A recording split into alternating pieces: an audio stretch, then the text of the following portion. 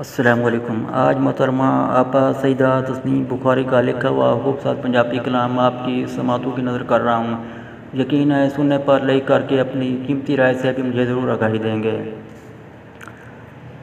ख्वाबां दी तस्वीर बना के रखिया है, ख्वाबां दी तस्वीर बना के रखिया है, ओनू मैं जागीर बना के रखिया है, ओनू मैं जागीर बना के रखिया है।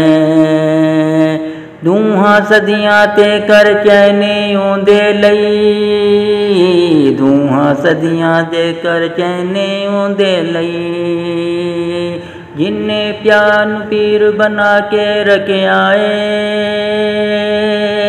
जिन्ने प्यार नू पीर बना के रखिया है। ख्वाबां दी तस्वीर बना के रखिया है, ख्वाबां दी तस्वीर बना के रखिया है। टुटे हुए ख्वाबां नू मैं अज ते कर,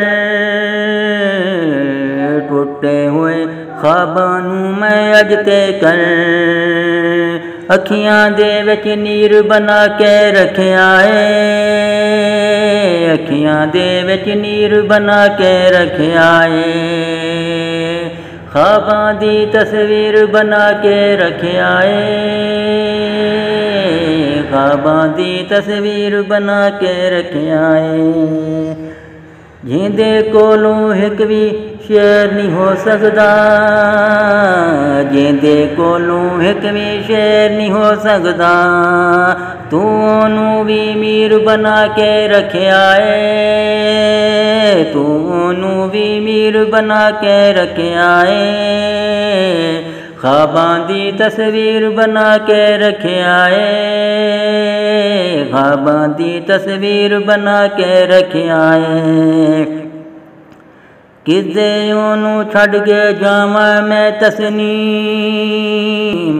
किदे ओनू छड़ के जावां मैं तस्नीम, ओने मैनू पीर बना के रखिया है, ओने मैनू पीर बना के रखिया है।